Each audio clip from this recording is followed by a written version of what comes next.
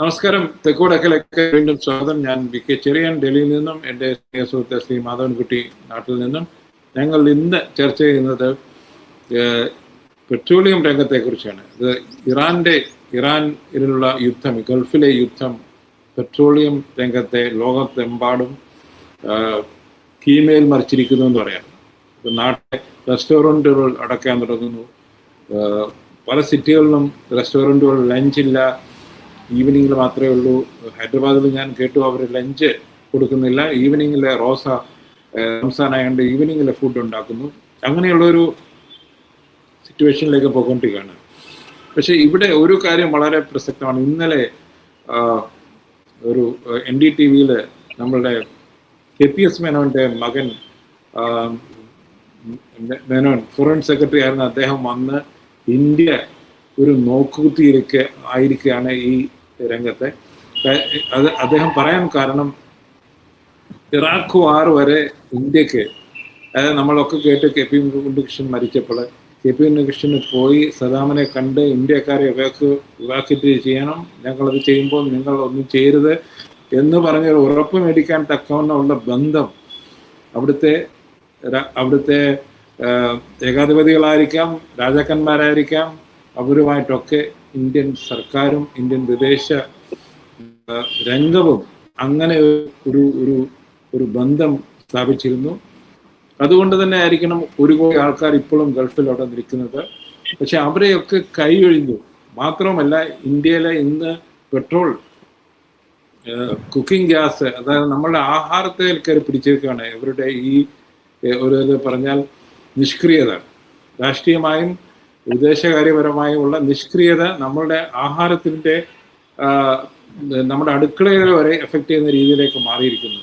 Sir, എന്താണ് ഇത് കാണിക്കുന്നത്? അതായത് ഇന്ത്യയിലെ അതിനൊരു കാരണം ശ്രീ പ്രൈം മിനിസ്റ്റർ യുദ്ധത്തിന് തൊട്ടു മുമ്പ് ഇസ്രായേലിൽ പോയതാണ്. അതുകൊണ്ട് നമുക്ക് ഇന്ത്യയുടെ ക്രെഡിബിലിറ്റി അറബ് രാജ്യങ്ങളുമായിട്ട്, പ്രത്യേകിച്ച് ഇറാനുമായിട്ട് ഒരു ക്രെഡിബിലിറ്റി ഇല്ല. പലരും പറയുന്നുണ്ട് ഇന്ത്യക്ക് മാത്രമേ ഈ യുദ്ധത്തെ ഒന്നും മയപ്പെടുത്താൻ പറ്റത്തുള്ളൂ. കാരണം വെച്ചാൽ അമേരിക്കയുമായും ഇറാനുമായും ഇന്ത്യക്ക് നല്ല ബന്ധം ഉണ്ടായിരുന്നു. അപ്പോൾ ആ ഒരു ചാനൽ നമ്മളുടെ നിഷ്ക്രിയത കൊണ്ടും അമിത ആവേശം, ഇസ്രായേലിനോട് കാണിക്കുന്ന അമിത ആവേശം കൊണ്ടും ആ ഒരു സ്ഥാനം India as A piece maker അത് തീർത്തു കളഞ്ഞോ എന്ന് തോന്നുന്നുണ്ട്. താങ്കൾക്ക് എന്താണ് ഇതിനെപ്പറ്റി? തീർച്ചയായിട്ടും ഇപ്പൊ താങ്കൾ സൂചിപ്പിച്ച അഭിപ്രായങ്ങൾ ശിവശങ്കര മേനോനായിരിക്കും ചെയ്തിട്ടുണ്ടാവുക, അല്ലെ? ശിവശങ്കര മേനോനായിരിക്കും. അത് കേരളത്തിൽ നല്ല, ഞാൻ പറയുന്ന ഇന്ത്യയിലെ തന്നെ പരിണിത പ്രജ്ഞരായ എല്ലാ ഡിപ്ലോമാറ്റുകളും, ഞാനിപ്പോ അനുപമ റാവു, ഇത് മലയാളിയായിട്ടുള്ള വീണ്ടും ഫോറിൻ സെക്രട്ടറി ആയിട്ടുള്ള അനുപമ റാവു, ശിവശങ്കര മേനോൻ, നിങ്ങൾക്ക് നമുക്ക് മലയാളികൾക്ക് പെട്ടെന്ന് സുപരിചിതരായ രണ്ട് പേരുകൾ പറയും. ഇന്ത്യയിൽ സമചിത്തതയോടുകൂടി ഇന്ത്യയുടെ താല്പര്യങ്ങൾ എന്ന് തിരിച്ചറിയുന്ന, ഇന്ത്യയുടെ പ്രതിച്ഛായ എന്താണെന്നും ഇന്ത്യയുടെ സാമ്പത്തിക രാഷ്ട്രീയ താല്പര്യങ്ങൾ എന്താണെന്ന് തിരിച്ചറിഞ്ഞ് വളരെ വളരെ സമചിത്തതയോടുകൂടി എന്നാൽ ഒരേ സമയം സന്തുലനമായ ഒരു രാഷ്ട്രീയ സമീപനം എടുക്കുന്നതിന് ഈ വിശ്വഗുരു എന്ന് സ്വയം അവകാശപ്പെടുന്ന ഈ സിവിലൈസേഷണൽ ഫോഴ്സ് എല്ലാവരും ഇന്ത്യയിലേക്ക് കണ്ണയച്ചു കൊണ്ടിരിക്കുന്നു എന്നുള്ള മട്ടിൽ ലോകത്തെല്ലായിടത്തും പോയി ചിരിച്ച് കെട്ടിപ്പിടിക്കുന്ന നേതാക്കന്മാരെ കെട്ടിപ്പിടിക്കുന്ന ഈ മോഡിയുടെ കീഴിൽ ഈ ഇന്ത്യ എത്തി നിൽക്കുന്ന ദയനീയ അവസ്ഥ RSS നേതൃത്വം എങ്കിലും കാണണമല്ലോ. കാരണം അവരാണല്ലോ ഈ സിദ്ധാന്തത്തിന്റെ മുഴുവൻ അടിത്തൂണായി ഇന്ന് നിൽക്കുന്നത്. ദേശീയത, അതിദേശീയത, യുദ്ധോത്സുകമായിട്ടുള്ള ദേശീയത, ചൈനയോടുള്ള യുദ്ധം, പാകിസ്ഥാനുമായി യുദ്ധത്തിൽ അഭിരമിക്കുന്ന ഒരു തത്വശാസ്ത്രത്തിന്റെ വക്താക്കൾ ഭരിക്കുന്ന ഇന്ത്യയിൽ ദേശാഭിമാനത്തിന്റെ പേരിൽ മറ്റു ന്യൂനപക്ഷ മതങ്ങളെ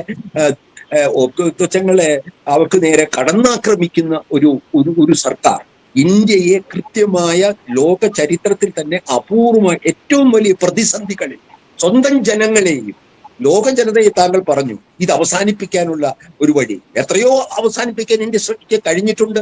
ഇന്ത്യക്ക് സ്വാതന്ത്ര്യം കിട്ടി എത്രയോ കുറച്ച് വർഷങ്ങൾക്ക് വളരെ വൈകിയല്ലാതെ തന്നെ നെഹ്റുവിന്റെ നേതൃത്വത്തിൽ ബാന്തൂങ് ഉണ്ടായില്ലേ? എന്തെല്ലാം കാര്യങ്ങളിൽ ചൈന ആക്രമിക്കുന്നതിന് മുൻപ് പഞ്ചശീല എന്ന തത്വം ഇന്ത്യക്ക് കൊണ്ടുവരാൻ നെഹ്റുവിന് കഴിഞ്ഞില്ല. ഒരു കൊച്ചു രാജ്യത്തിന്, വളരെ പ്രായം കുറഞ്ഞ ഇന്ത്യക്ക് എന്തെല്ലാം ചെയ്യാൻ കഴിഞ്ഞു? ഇതുപോലെ തന്നെ വളരെ രൂക്ഷമായ സംഘർഷമുള്ള സോവിയറ്റ് ചേരിക്കും അമേരിക്കൻ ചേരിയുടെയും സൗഹൃദം നിലനിർത്താൻ നെഹ്റുവിന് എത്ര വേഗം കഴിഞ്ഞു? എന്തിന് ബംഗ്ലാദേശിന്റെ കാര്യത്തിൽ എത്ര ശക്തമായി ഇടപെടാൻ ഇതേ അമേരിക്കൻ പെന്റഗണിന്റെയും ഇതേ 5ാം ഫ്ലീറ്റിന്റെയും ആക്രമണം ഉണ്ടായപ്പോൾ എങ്ങനെയാണ് ബംഗ്ലാദേശിലെ റെഫ്യൂജീസിന്റെ പ്രശ്നം ഇന്ദിരാഗാന്ധി കൈകാര്യം ചെയ്തത്? ഇന്ത്യയുടെ ചരിത്രത്തിൽ എത്രയോ രോമാഞ്ചജനകമായ ധാർമ്മിക മൂല്യമുള്ള ഇടപെടലുകൾ കണ്ടതിന് ശേഷം ഈ വിശ്വഗുരു എന്ന് അവകാശപ്പെടുന്ന ഇന്ത്യൻ സാംസ്കാരിക പൈതൃകത്തിന്റെ വൈദിക പൈതൃകത്തിന്റെയും ചാണക്യന്റെ ആളുകളാണ് ഇവര്. ചാണക്യനെ പോലെയുള്ള രാഷ്ട്രതന്ത്രജ്ഞതയുള്ളവരുടെ പാരമ്പര്യം പേറുന്നു എന്ന് പറയുന്നവർ എത്ര വേഗമാണ് അടിയറ പറയുന്നത്, എത്ര വേഗമാണ്. നിങ്ങൾക്ക് ഒരു കാര്യം, അതിന്റെ റിയൽ പോളിറ്റിക്സ് പോട്ടെ, അതിന്റെ പ്രായോഗികമായ അബദ്ധങ്ങൾ പോട്ടെ, ഇത് ആശയപരമായും പ്രായോഗികമായും ഇവർക്ക് ഈ രാജ്യത്തെ ഭരിക്കാൻ കഴിയുകയില്ല എന്നുള്ളതിന്റെ ഏറ്റവും ഒടുവിലത്തെ ഉദാഹരണമാണ്. കാരണം നമുക്ക് എല്ലാവർക്കും അറിയുമായിരുന്നു, ചെറിയാനും അറിയുമായിരുന്നു, നമ്മൾ സംസാരിച്ചിട്ടുമുണ്ട് എന്താണ് ഉണ്ടാവാൻ പോകുന്നത്. ഇന്ത്യയെ പോലെ പെട്രോളിയം പ്രോഡക്ട്സുകളിൽ, അതായത് എണ്ണയിൽ, പുറത്തുനിന്ന് ഇറക്കുന്ന എണ്ണയിൽ അടിസ്ഥാനമായിട്ടുള്ള ഒരു സാമ്പത്തിക വ്യവസ്ഥയെ എങ്ങനെയാണ് ഇത് ബാധിക്കാൻ പോകുന്നത്? നിങ്ങൾ ടെലവീവുമായി എന്ത് ബന്ധമുണ്ടാക്കിയാലും, നിങ്ങൾ ഇസ്രായേൽ സയണിസ്റ്റുകളുമായി എന്ത് ബന്ധമുണ്ടാക്കിയാലും, എത്ര പുതിയ ആയുധങ്ങളും ചാരോപകരണങ്ങളും അവരുടെ നിന്ന് വാങ്ങിയാലും, അവർക്ക് ഇന്ത്യയിൽ ഉൽപ്പാദിപ്പിക്കാനുള്ള ഈ യുദ്ധോപകരണം ഉണ്ടാക്കിയുള്ള അവസരം കൊടുത്താലും, ഇന്ത്യയിൽ അവരുമായി ഈ RSS ബന്ധപ്പെടുന്നത് മുസ്ലിം വിരോധമാണ്. അതാണ് അടിസ്ഥാന പ്രശ്നം. എനിക്ക് ഒരു ക്ലാരിഫിക്കേഷൻ ഉണ്ട്. ഈ ഇതിനൊക്കെ പുറകിലുള്ള ഈ അവരുടെ നിഷ്ക്രിയ ആറ്റിറ്റ്യൂഡിന് പുറകിലുള്ള അടിസ്ഥാനപരമായ തത്വം എന്ന് പറഞ്ഞാൽ ഇസ്ലാമോഫോബിയ, മുസ്ലിം വിരോധം, അതല്ലേ സർ? തീർച്ചയായിട്ടും അതെ, തീർച്ചയായിട്ടും ശരിയാണ്. നിങ്ങൾ അത് ശരിയായിട്ട് കൃത്യമായി അത് അവിടെ അടപ്പെടുത്തി. എന്താണ് ഈ വിശ്വഗുരുവിന്റെ ഈ പറയുന്ന ഈ കളിമൺ പ്രതിമയ്ക്ക് അതെന്താണ്, അല്ലെങ്കിൽ ആക്വിലസ് ഹീൽ എന്താണ്? കാരണം ഇവർ ഒരു രാഷ്ട്രീയ പാർട്ടി പോലുമല്ല, ഇവർ ഒരു ഇസ്ലാം വിരുദ്ധ മതവാദികളും അതിതീവ്ര ദേശീയവാദികളും മാത്രമാണ്. അവർക്ക് സ്വാതന്ത്ര്യ സമരത്തിന്റെ പിൻബലമില്ല. പിന്നെ എങ്ങനെയാണ് നിങ്ങൾക്ക് സാമ്പത്തിക പരമാധികാരം ഇസ്രായേലിനും അമേരിക്കയ്ക്കും കൊടുക്കുന്നതിൽ ഇവർക്ക് വിഷമമുണ്ടാവുക? ഈ പരമാധികാരം നേടിയെടുത്ത സമരത്തിൽ ഇവർക്ക് ഒരു പങ്കും ഉണ്ടായിരുന്നില്ല. ബ്രിട്ടീഷ് പട്ടാളത്തിനെതിരായി സമരം ചെയ്ത് നിങ്ങളുടെ ഊർജം കളയരുതെന്ന് പറഞ്ഞ ഒരു ഹിന്ദുത്വവാദികൾക്ക്, ഇന്ത്യയുടെ ത്രിവർണ്ണ പതാക കൊടിയായി അംഗീകരിക്കാത്തവർക്ക്, ഇന്ത്യയുടെ ഭരണഘടന മനുസ്മൃതിയാവണമെന്ന് ആഗ്രഹിക്കുന്നവർക്ക് എങ്ങനെയാണ് പരമാധികാരത്തിൽ അഭിമാനിക്കാൻ കഴിയുക? എങ്ങനെയാണ് ഇന്ത്യയുടെ പരമാധികാരം മറ്റൊരു ജനതയ്ക്ക് കൊടുക്കരുത്, മറ്റൊരു രാഷ്ട്രത്തിന് എത്ര ശക്തരായാലും കൊടുക്കരുതെന്ന് തോന്നുകയില്ല അവർക്ക്. കാരണം ഈ പരമാധികാരം നേടിയതിൽ അവർക്ക് ഒരു പങ്കുമില്ല. അതുകൊണ്ട് തന്നെ അവർ ഇത് യാതൊരു ലജ്ജയുമില്ലാതെ ഇന്ന് അമേരിക്കയ്ക്കും അമേരിക്ക പറഞ്ഞ ഇമ്പീരിയലിസ്റ്റ് എന്ന എന്റെ ഭാഷയിൽ സാമ്രാജ്യത്വ സയോണിസ്റ്റ് അച്ചുതണ്ടിന് നഗ്നമായി കീഴടങ്ങിയിരിക്കുകയാണ്. എന്തെങ്കിലും സാംസ്കാരിക ബന്ധമുണ്ടായിരുന്ന ഇറാനും പേർഷ്യയും, അതായത് ആദ്യകാലത്ത് അക്ബറിനെ ഒളിപ്പിച്ച് താമസിപ്പിച്ചത് ഇറാനിലായിരുന്നു. ഇന്ത്യൻ സംസ്കാരവും പേർഷ്യൻ സംസ്കാരവും തമ്മിലുള്ള ബന്ധം 100 കണക്കിന് വർഷങ്ങൾക്ക് മുമ്പുള്ളതാണ്. അതെന്താണ്? അതും അവർക്കപ്പോൾ ഭയം. മുഗൾ ചരിത്രവുമായി ബന്ധപ്പെടും. ഇറാനുമായിട്ടുള്ള സ്നേഹം അധികം പറഞ്ഞാൽ അതെങ്ങാനും ഇന്ത്യയിലെ മുസ്ലിങ്ങൾക്ക് അനുകൂലമാവും. അത് പേടിക്കാനില്ല. കാരണം ഇവിടെ അധികം ഷിയകളില്ല. പിന്നെ മറ്റൊരു കാര്യം കൂടി, അവർക്ക് ഭയം കാശ്മീരിലെ ഷിയകളെയുമാണ്. കാരണം ഇറാനുമായി അടുക്കുമ്പോൾ ഇറാനിലത്തെ ബഹുഭൂരിപക്ഷം മുസ്ലിങ്ങളും ഷിയകളാണ്, കാശ്മീരിലെ ബഹുഭൂരിപക്ഷം മുസ്ലിങ്ങളും ഷിയകളാണ്. അപ്പൊ ഇത്തരത്തിൽ ഇവരുടെ വളരെ ചെറിയ മനസ്സ്, ഇവരുടെ വളരെ കൊച്ചു മനസ്സിന് ഇന്ത്യയെ പോലത്തെ വിശാലമായ നെഹ്റുവും പിന്നീട് ഇന്ദിരാഗാന്ധിയും പിന്നീട് നമ്മളെ എല്ലാ ദേശീയവാദികളും, ഇന്ത്യയിലെ സാമ്രാജ്യത്വ വിരുദ്ധ കൊളോണിയൽ വിരുദ്ധരായ ഇടതുപക്ഷമുണ്ട്, കോൺഗ്രസ് ഉണ്ട്, ഏതെല്ലാം കക്ഷികൾ, സ്വതന്ത്ര പാർട്ടിയിൽപ്പെട്ട രാജാജി ഉണ്ടായിരുന്നു, ഇല്ലേ, സോഷ്യലിസ്റ്റുകൾക്ക് അതിൽ പങ്കുണ്ടായിരുന്നു. അപ്പോൾ ഇവർക്ക് ഈ പങ്കില്ലാത്തതിൽ എനിക്ക് ഞെട്ടലൊന്നുമില്ല. പക്ഷെ അവർ ഇത് ജനങ്ങളോട് പറയണം. ഇവരുടെ ദേശസ്നേഹം കപടമാണ്. ഇവരുടെ ഈ ചാണക്യ തന്ത്രങ്ങൾ വട്ടപൂജ്യമാണ്. ഇത് ഇന്ത്യയുടെ ചരിത്രത്തിൽ ഇതിപ്പോ മൻമോഹൻ സിംഗിന്റെ കാര്യത്തിലായാലും മൻമോഹൻ സിംഗിന് എത്ര സമർത്ഥമായിട്ടാണ് ഇത്തരം കാര്യങ്ങൾ കൈകാര്യം ചെയ്തത്. ഇപ്പൊ ഇത് ഞാൻ പറയുന്നത് ഇപ്പോൾ ഈ നടക്കുന്ന ഈ അപകടം എന്നേ നമുക്കറിയാമായിരുന്നു. നമ്മൾ ഈ ഓയിലിന്റെ ഇന്ത്യയിലെ എണ്ണയുടെ കരുതൽ ശേഖരം അല്ലെങ്കിൽ എണ്ണയുടെയും വാതകത്തിന്റെയും കരുതൽ ശേഖരം എത്രയെന്ന് എനിക്കും നിങ്ങൾക്കും അറിയാമായിരുന്നു, മോഡിക്കും അറിയായിരുന്നു, ഹർദീപ് പുരിക്കും അറിയാമായിരുന്നു. എന്നിട്ട് ഇന്നലെ അവർ ഇറക്കിയിരിക്കുകയാണ് അവശ്യ വസ്തു സാധനങ്ങളുടെ കച്ചവടത്തിന്റെ പേരിൽ അവര് ഇന്നലെ സർക്കുലർ ഇറക്കിയിരിക്കുകയാണ്, കൊടുക്കാൻ പാടില്ല കമേഴ്സ്യലായിട്ട്. ഇത് വെറും ഹോട്ടൽ മാത്രമല്ല, ഇന്ത്യയുടെ സാമൂഹ്യ ജീവിതത്തെ ബാധിക്കുകയാണ്. കല്യാണങ്ങളുടെ സദ്യ പറ്റില്ല, ഈ പറയുന്ന റംസാൻ നോമ്പ് തുറക്കാൻ പറ്റുകയില്ല. ഇത് സമസ്ത മേഖലയെയും ബാധിക്കുകയാണ്. ട്രാൻസ്പോർട്ടേഷൻ സാധിക്കുകയില്ല, എണ്ണയും ഓയിലും ഇല്ലാതെ എക്സ്ട്രാക്ഷൻ നടക്കുകയില്ല. ഇത് എല്ലാവരുടെയും വിചാരം ഇത്. അപ്പോ എന്നിട്ടോ ഇപ്പോൾ KYC ഏറ്റവും പൊതുവിൽ അവർ എഴുതിയിരിക്കുന്നത് നമ്മളുടെ വീട്ടിലെ അടുക്കള വാതക സിലിണ്ടറിന്റെ KYC കൊടുത്തുകൊണ്ട് അതിൽ. അപ്പൊ ഇതെന്താണ് ജനങ്ങളുടെ സാധാരണ ജീവിതം? ഇത് ജപ്പാനില്ലല്ലോ, ചൈനക്കില്ലല്ലോ. അവരെല്ലാം എണ്ണയെ ആശ്രയിക്കുന്ന രാജ്യങ്ങളാണ് ജപ്പാനും ചൈനയും. എന്തുകൊണ്ട് ചൈനയിലും ജപ്പാനിലും ഈ റേഷനിങ് തുടങ്ങിയില്ല? എന്തുകൊണ്ട് നമ്മുടെ രാജ്യത്ത് മാത്രം ഇത് അനുഭവിക്കുന്നില്ല? ബംഗ്ലാദേശിലും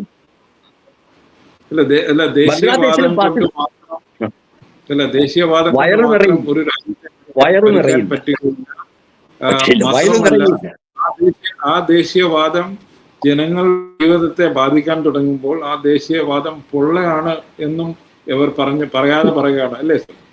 തീർച്ചയായിട്ടും താങ്കൾ സൂക്ഷ്മമായി തന്നെ ഇത് പൊള്ളയാണ്. ഇത് താങ്കളാണ് പ്രശ്നം. പൊള്ളയാണിത്. ഈ വാചകമടി പൊള്ളയാണ്. ഇന്ത്യയുടെ പേരിലുള്ള വാചകമടി, ഹിന്ദുവിന്റെ പേരിലുള്ള വാചകമടി, ഇന്ത്യയുടെ സാംസ്കാരിക പൈതൃകത്തെ പറ്റിയുള്ള വാചകമടി വെറും പൊള്ളയാണ്. കാരണം സ്വന്തം ജനങ്ങളുടെ അടിസ്ഥാന കാര്യങ്ങൾ ഇത്രയ്ക്ക് അവഗണിച്ചുകൊണ്ട് പാകിസ്ഥാൻ ഇത് നടന്നിട്ടില്ല, അറിയാമോ? ബംഗ്ലാദേശിലില്ല, ശ്രീലങ്കയിൽ ഇപ്പോഴും നമ്മൾ ഗ്യാസിനും ഓയിലിനും വിതരണത്തിന് നിയന്ത്രണങ്ങൾ ഏർപ്പെടുത്തിയിട്ടില്ല. ഇത് ചിന്തിക്കണ്ടേ? നിങ്ങൾ പരിഹസിക്കുന്ന നിങ്ങളുടെ ചുറ്റുവട്ടത്തുമുള്ള നിങ്ങളുടെ അയൽവാസികൾ ചെയ്യാത്തത് നിങ്ങൾക്ക് ചെയ്യേണ്ടി വരുന്നു. കാരണം നിങ്ങൾ നിങ്ങൾ വേദവാക്യമായിട്ട്, നിങ്ങൾ വേദത്തിന്റെ ആളുകളാണ്. നിങ്ങളുടെ ഏക വേദവാക്യം ട്രംപിന്റെ അല്ലെങ്കിൽ നെതന്യാഹുവിന്റെ സൗഹൃദമോ അല്ലെങ്കിൽ അവരുടെ സൂചനകളാണ്. 30,000 3 മാസത്തേക്ക് എണ്ണ മേടിക്കാൻ അനുവദിച്ചു ട്രംപ് എന്ന് പറയുന്നത് തങ്ങളുടെ വിജയമായി ആഘോഷിക്കുന്ന ഒരു പ്രസ്ഥാനമാണിത്. ഇത് എത്ര കാലം? കാരണം ഇത് സമസ്ത മേഖലയും ബാധിക്കുകയാണ്. ഉൽപാദനത്തെ ബാധിക്കുകയാണ്, കൺസംഷൻ ഉപഭോഗത്തെ ബാധിക്കുകയാണ്. പക്ഷെ പ്രതിസന്ധി മോഡി സർക്കാർ അതിജീവിക്കും. എങ്ങനെ? ജനാധിപത്യം നിഷേധിച്ചുകൊണ്ട്, നമ്മുടെ പ്രതിഷേധിക്കാനുള്ള അവകാശം നിഷേധിച്ചുകൊണ്ട്, ഇനിയും വരാനിരിക്കുന്നു, കർഷകരുടെ അടി വരാനിരിക്കുന്നു. യൂണിയൻ അമേരിക്കയുമായിട്ടുള്ള കരാർ വ്യവസ്ഥകൾ നടപ്പിലാക്കി വരുമ്പോൾ.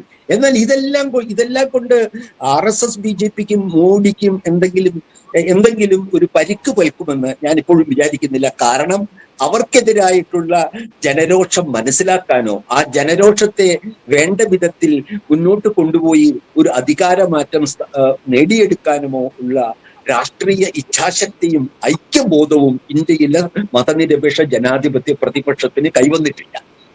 പറയുന്നതെല്ലാം രാഹുൽ ഗാന്ധി പറയുന്നതെല്ലാം ശരിയാണ്, ആർക്കും സംശയമില്ല അക്കാര്യത്തിൽ. എന്നിട്ടും ഇന്ത്യയിലെ വ്യവസായികൾക്കും മനസ്സിലായി തുടങ്ങി, ഇന്ത്യയിലെ കച്ചവടക്കാർക്കും മനസ്സിലായി തുടങ്ങി. എന്നിട്ടും ഈ സർക്കാരിനെതിരെ രാഷ്ട്രീയ മാറ്റത്തിന് ജനങ്ങളെ സന്നദ്ധമാക്കാൻ ഇന്ത്യയിലെ പ്രതിപക്ഷത്തിന് കഴിയുന്നില്ല. അതാണ് നമ്മുടെ യഥാർത്ഥ പ്രശ്നം. ആ പ്രശ്നത്തിന് പരിഹാരം ഉണ്ടെങ്കിൽ മാത്രമേ മോഡിയുടെ പ്രശ്നത്തിന് പരിഹാരമുണ്ടാവൂ. അത് സംബന്ധിച്ചുകൊണ്ട് തന്നെ പറയട്ടെ സർ, അത് അങ്ങനെ നിർത്തുന്നതാണ് ഇന്നത്തെ BJPയുടെ വിജയവും.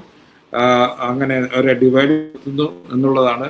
മാത്രമല്ല ഇത് ഒരു സൂചന കൊടുക്കുകയാണ്. ഇന്ത്യയുടെ വിദേശ നയം എന്ന് പറയുന്നത് അതിൻ്റെ സാമ്പത്തികവും അല്ലെങ്കിൽ ജനങ്ങളുടെ അവസ്ഥയുടെയും ഒക്കെ കൂടിയുള്ള ആകത്തുകയാണ്. അല്ലാതെ ഡൽഹിയിലിരിക്കുന്ന കുറച്ചു പേരുടെ ഭവന സൃഷ്ടി അല്ല എന്നുള്ള ഒരു പാഠം കൂടി ഇതിനുണ്ട് എന്നാണ് എനിക്ക് തോന്നുന്നത്. നന്ദി, നമസ്കാരം. വേറെ വിഷയമായി ഞങ്ങൾ അടുത്ത ദിവസം വരുന്നതാണ്.